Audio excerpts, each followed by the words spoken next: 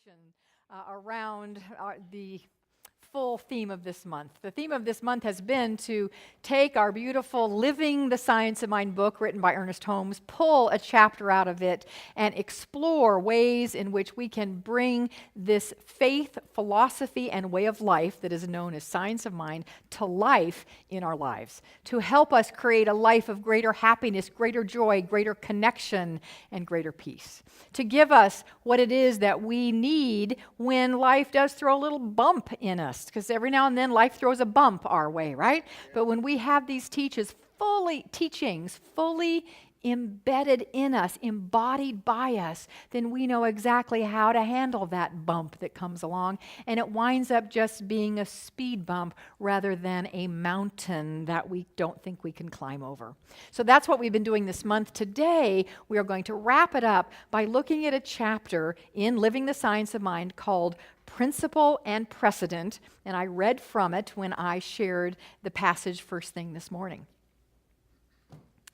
In it, he meaning Ernest Holmes, offers what I'm looking at as a 4-step process, if you will, of expanding our consciousness, and we've defined consciousness as the totality of our being that we bring to the table of life, and we've said that consciousness is comprised of 8 things. We added one this month, and they are thoughts, feelings, beliefs, attitudes, values, words, actions, and reactions. That was our new one. That's what our consciousness consists of. And so we're talking about bringing the fullness of our consciousness to knowing that principle, which is God, I'll define it more in a minute, is not bound by anything that's gone before. That's what Ernest Holmes means. Principle is not bound by precedent. But before we get to where we're going to go this week, I want to back up and do a little completion of last Sunday. So if you were here last Sunday, you know that we did a ceremony at the end of the service where we had 3 altars set up, and you were invited to release something that might be holding you back, that something that's kind of like a ball and chain on your leg, keeping you tied to the past and not allowing you to build a new tomorrow today. That was our theme, building a new tomorrow today. So what was holding you back? And you wrote that down on a piece of paper, and you brought that piece of paper to an altar, and you took a little tea candle that was there and you lit it from the center candle. You placed your piece of paper face down, you put the tea candle on top, and then you said a beautiful affirmation that Ernest Holmes invited us to say, and it was, "All the power of the universe conspires to support me in releasing the past and building a beautiful tomorrow today." How many of you remember doing that? Oh, good. Okay, good. I like that. So this week, after we gathered all of them up, I asked staff to gather them, all of the pieces of paper up, and just put it on my desk. And so they put them on my desk in a basket. And I sat there and I thought about this basket of things that people released and how should they be treated now. So the first thing Spirit said was, well, pray over them. So I didn't read any of them because they were private and straight from your heart, and without getting permission to read them, I would never do that. So I simply prayed over the basket and knew and affirmed that if there was any remnant of holding on, that would now be released. So your release got prayed over so that you would truly be free. And then I thought, what do I do with them? Here they are. Now I have them here. What do I do with them? And I thought, wow. The ritual of burning is so powerful. Wouldn't it be cool to bring these next Sunday and burn them here? Yes, right? Chris, we even talked about that after, and I said I had an idea about that. But immediately on that idea was the logical, practical idea that said, I don't think the fire marshal would actually care for that if I decided to burn all those pieces of paper in the service today. So then it occurred to me, what if by some magical happenstance,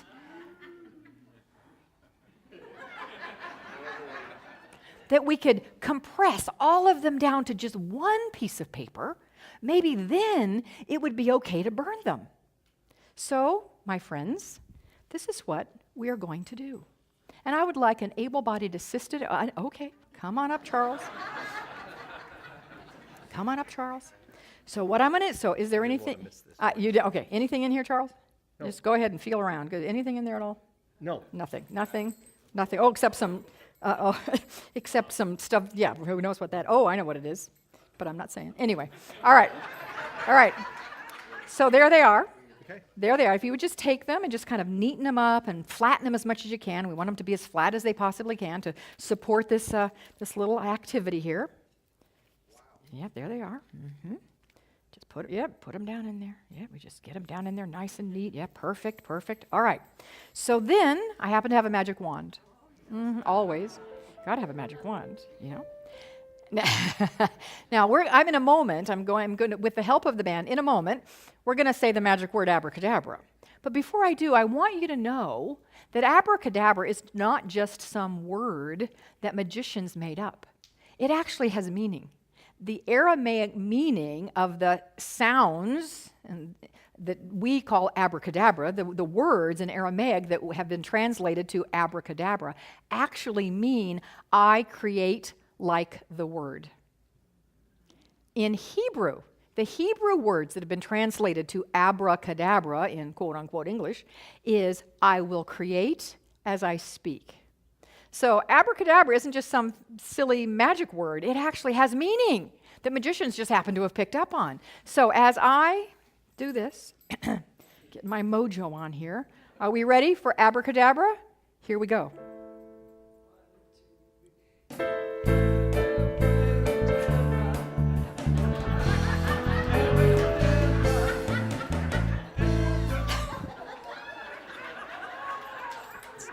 We don't need much, that's all it takes.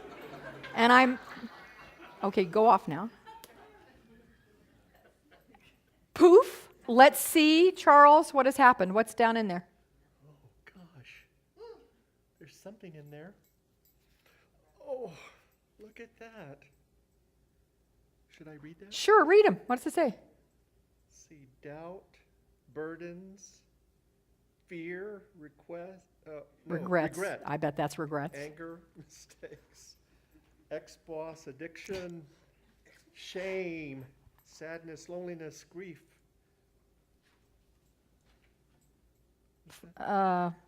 Somebody's handwriting, I don't know. Former I'm going to say former spouse. That's former spouse. So right. Good. There it is. That's what it is. Unhappiness, weight. All right. There it is. And is there anything else down in there? No. Nothing. There is nothing else down in there. All right. So, thank you so much for that, Charles. My pleasure. We appreciate your help. Let's give Charles a hand. So, what we've done is taken and compressed, like I had hoped we could do. We did compress all of those into one little piece of paper, and now I don't think the fire marshal would be so mad at us if we simply burned this one piece of paper to fully let go of anything. If you weren't here last week, you just include your energy here of releasing this so we can fully move into this idea that principle is not bound by precedent. Okay, are you ready to burn this one piece of paper? Abracadabra.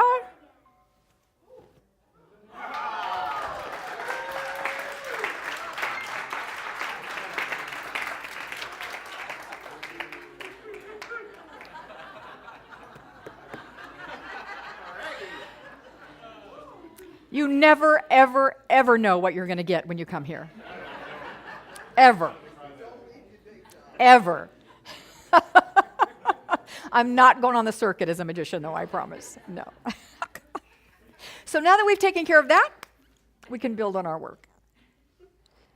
The principle, the sentence, principle is not bound by precedent, was first said not by Ernest Holmes, although he says it many times in The Science of Mind, in Living the Science of Mind, in other books that he wrote. He did not coin that phrase. In fact, Thomas Troward coined that phrase, who you will learn about when you take Jan. There's Jan sitting right there. When you take Jan's class, Roots of Science of Mind, you will read Thomas Troward. He's the one who said that first.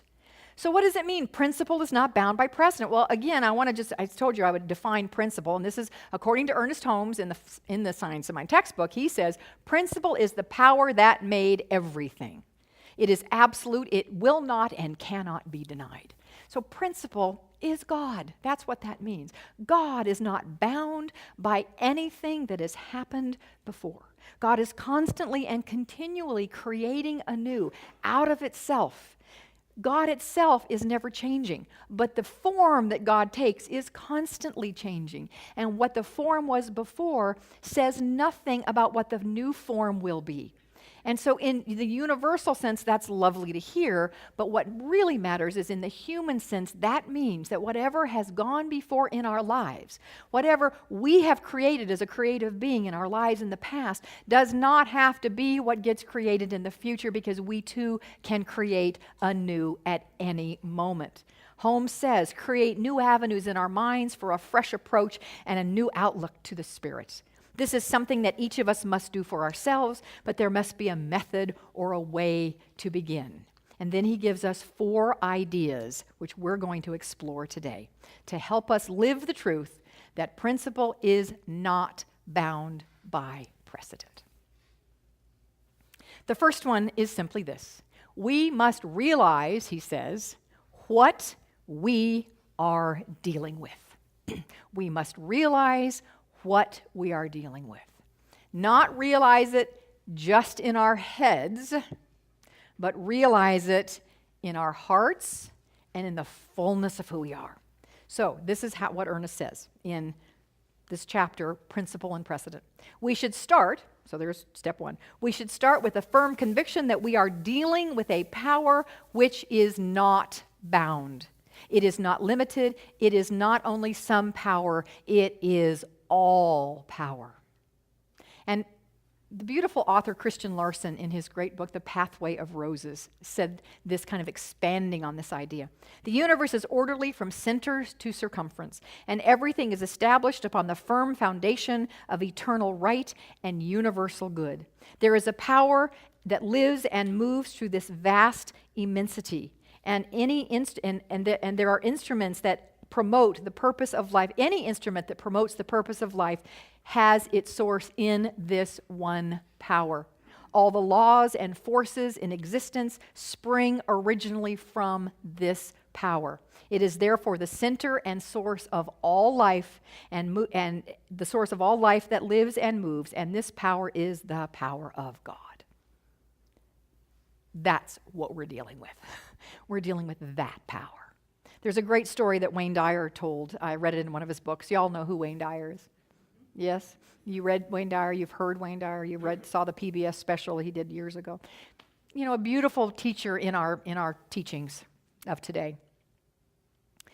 He told that in his early years as a younger man, he was an agnostic, didn't believe or care about God, didn't think God existed. And that's how he lived his life. And one day he was talking to a friend who said, "Really? You really don't think there's an intelligence and a love that put all this stuff together? You really think that it's just random?" And Dyer said, "Yeah, I do. I think everything's just random. I think there's no divine plan. There's no intelligence behind it. There's no God. Yes, I think this is all just happens by chance." And his friend said to him, and this was a life-changing moment for Dyer, and I'm so grateful that his friend said this, because it set Dyer on his path to lead him to who he is, has been and who he is. The friend said, "Just imagine, Wayne, that there is an entire football field. So think about a football field right now, and strewn in this football field, the field is full of little tiny bits of steel and wire and foam and fabric, and there are little drops of oil and water throughout this football field.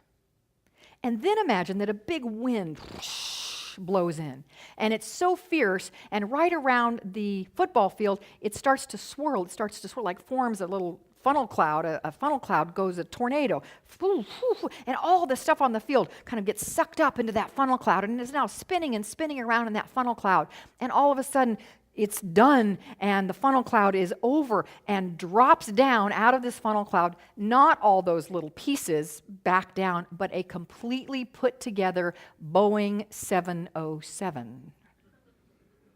What are the chances, Wayne, of that happening?"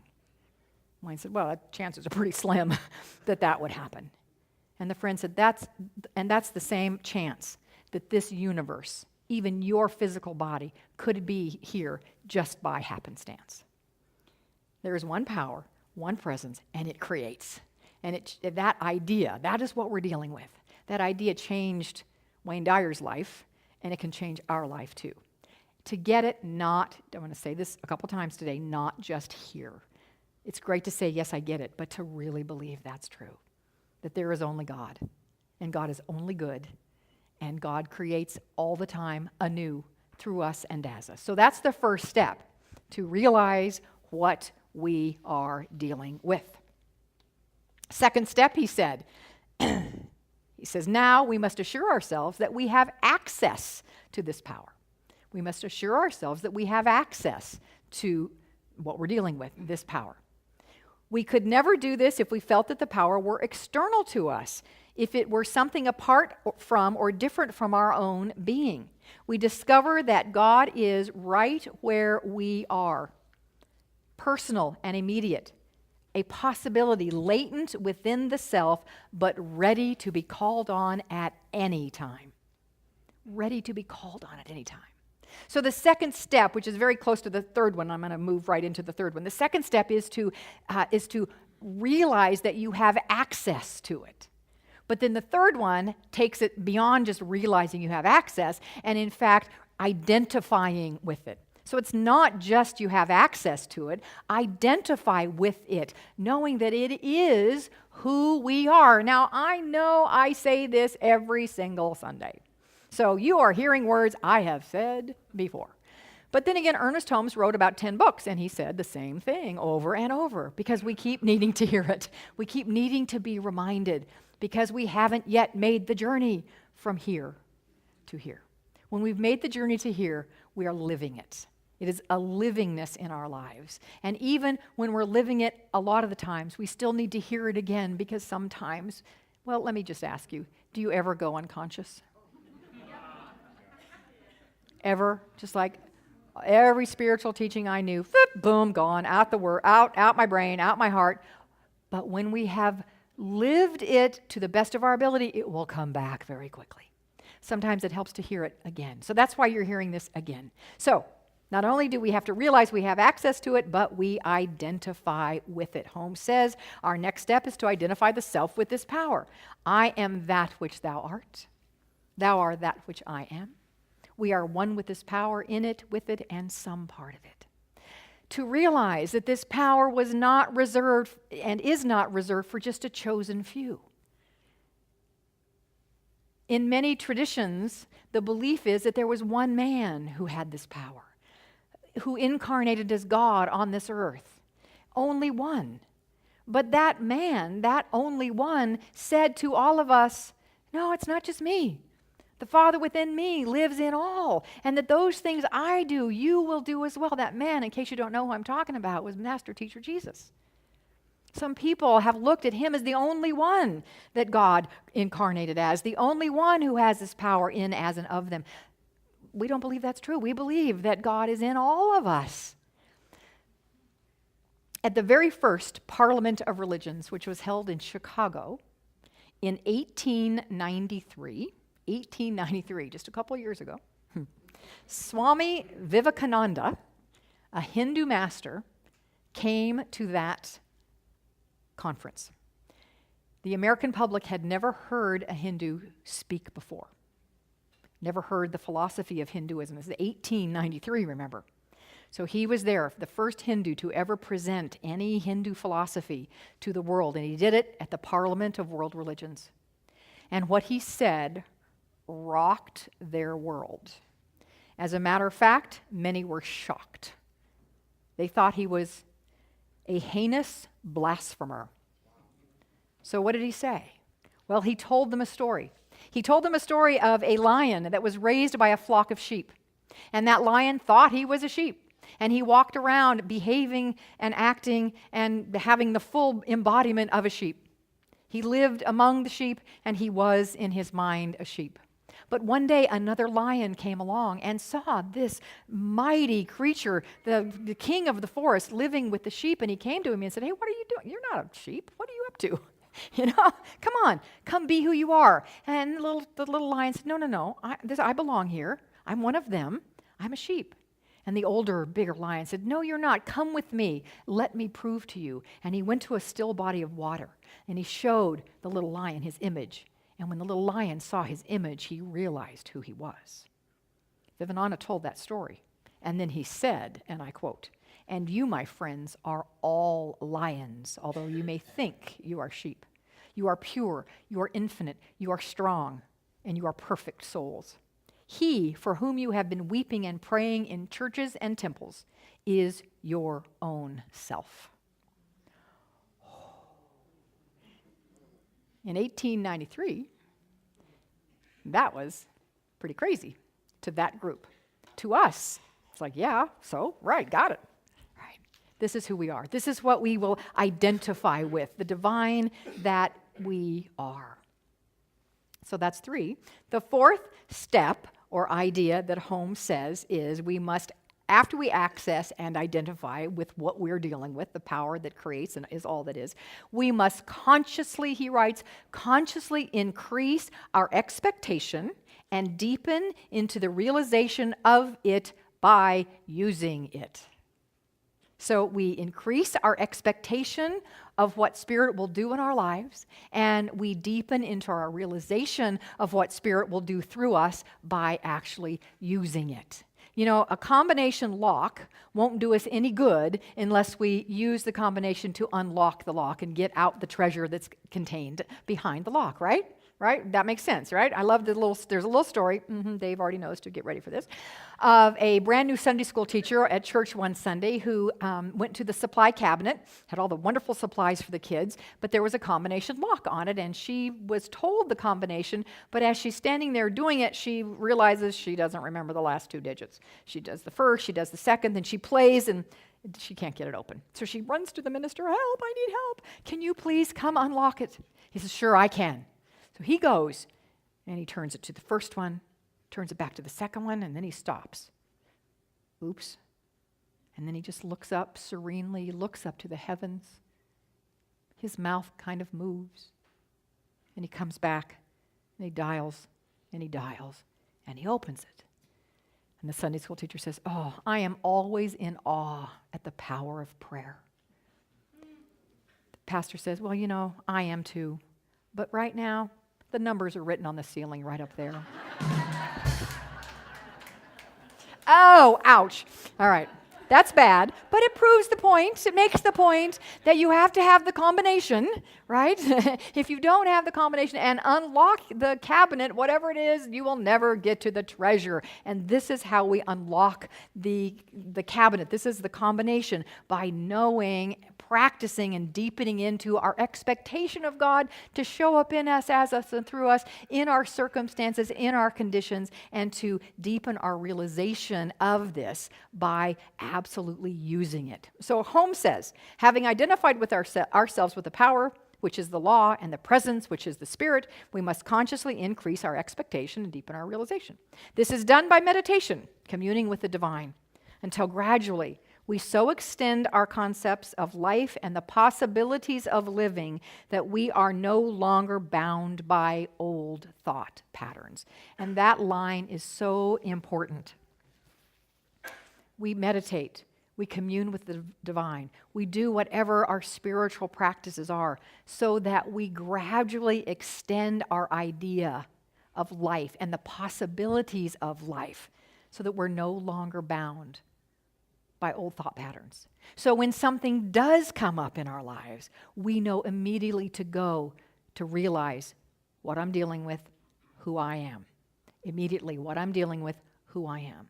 This is why in our classes, if you have taken any of our classes or do take any of our classes, we teach you a 5-step prayer, which is basically, with a couple extra steps, the prayer is what I'm talking about today.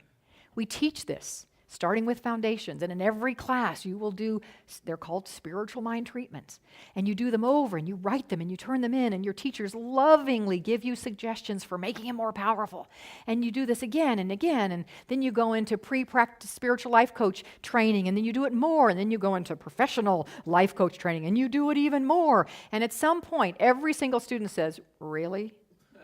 I have to write another treatment? Have you ever heard that statement, Bobby? Oh, yes.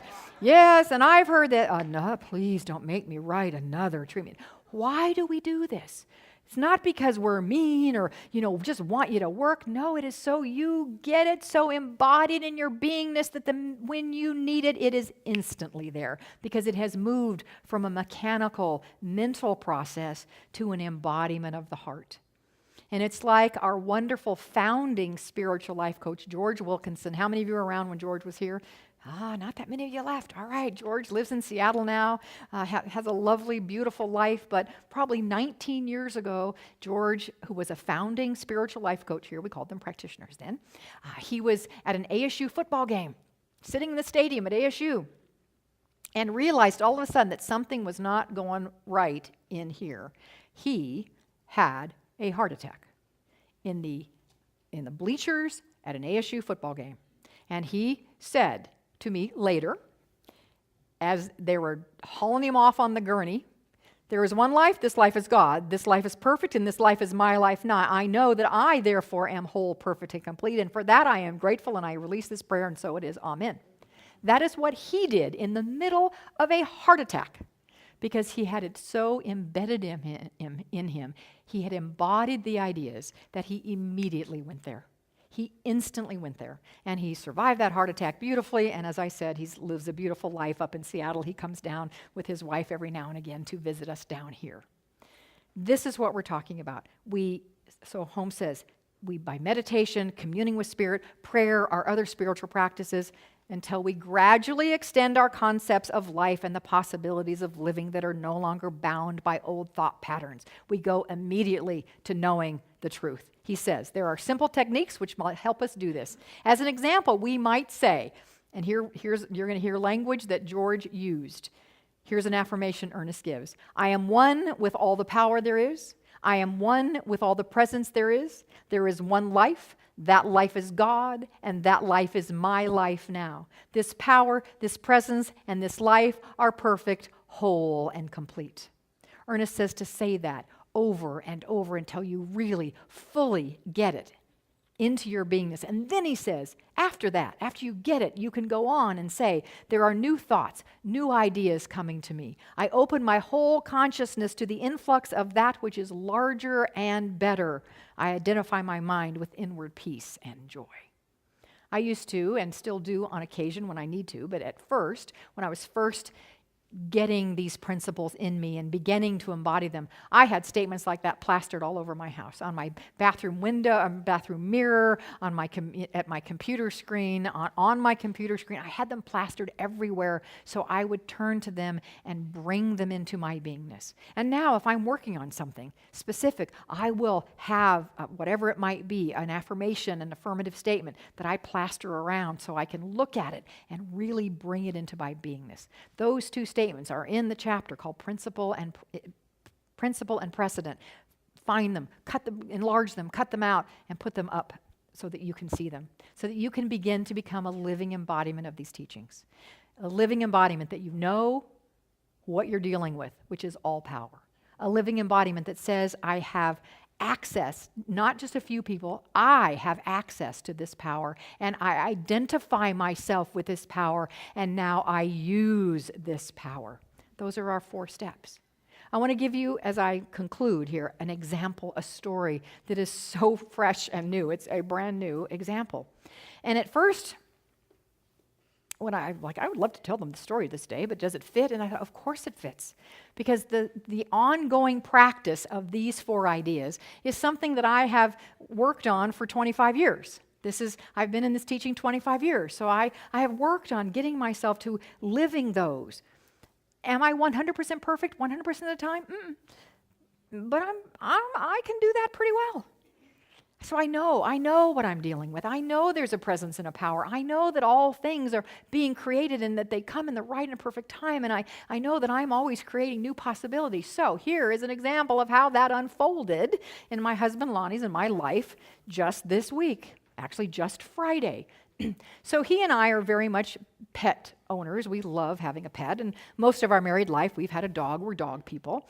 And for the last year or so, we haven't had a dog. We lost our little Hattie about a year or so ago, and haven't had a dog since she passed away.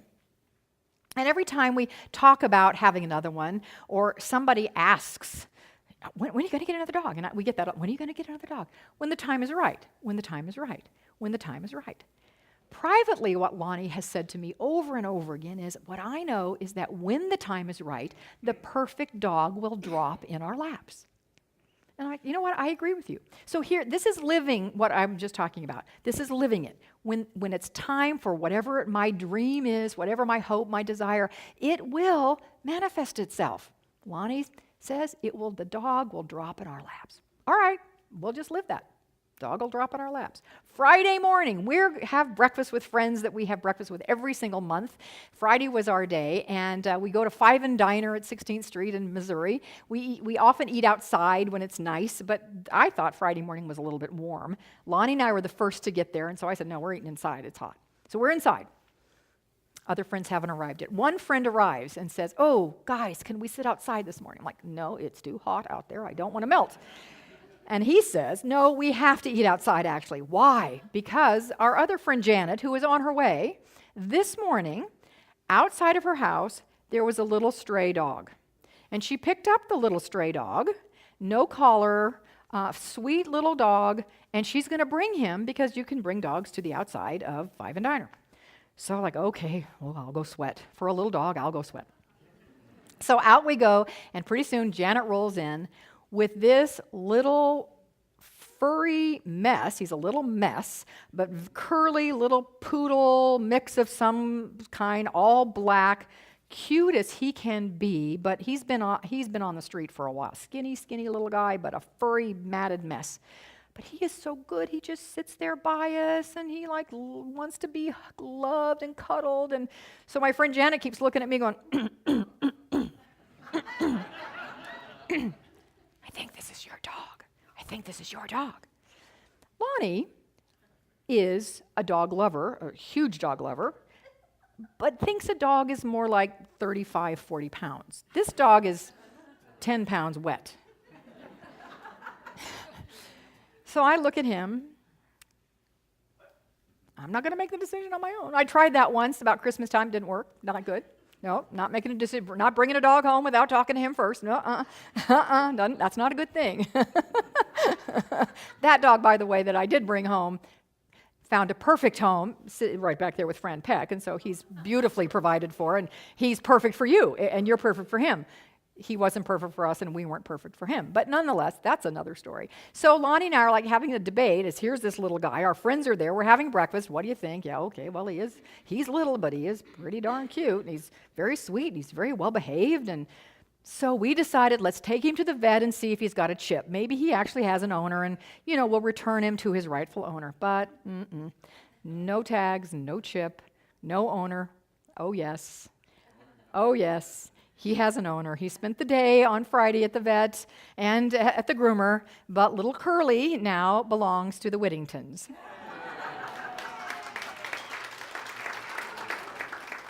And he is adorable beyond belief.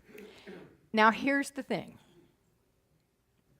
Think about this. Lonnie has said, when the right and perfect dog is here for us, he or she will drop in our lap.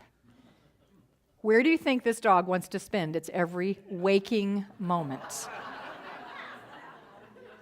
In a lap. Every waking moment. He's not interested in toys. He's not even interested in food, honestly, at this point. We need to work on that. He wants in a lap. And I'm really happy to say often it's mine. Because that's what I want, is a dog in my lap. This is how it works. This is how universe works. Expanded good is always there for us. Sometimes we need a little patience to just let it unfold. But when we can live from these four spiritual ideas, what are we dealing with? Infinite creative power that is the all power. I acknowledge that I recognize that I have access to it, and then I identify myself with it, and then I go out and apply and I use it.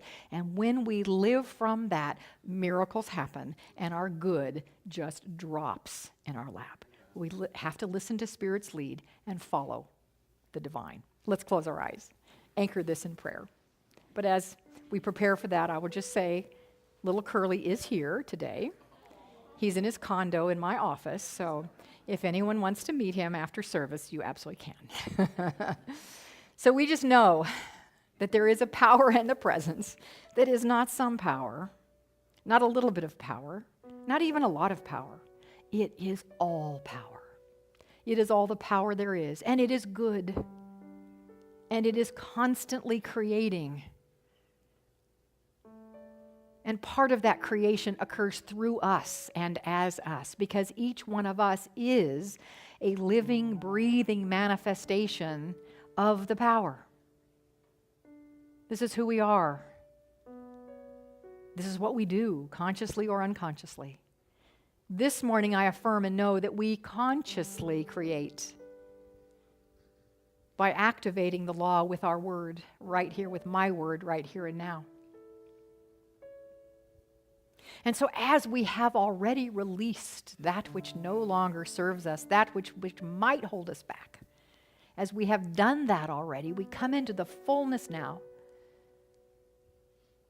an expanded awareness of the power that lives as us and operates through our consciousness, to move forth and create a life for ourselves and others of happiness, peace, joy, and connection. A life filled with love and abundance, health and vitality. A life filled with friends, intimate, deep, personal, sweet relationships. A life of purpose and meaningful activity. A life of service and joy. And as we accept this, we open ourselves up to be led and guided by the infinite source of all, and knowing that everything unfolds exactly perfectly. For this I am grateful. For this I rejoice and celebrate.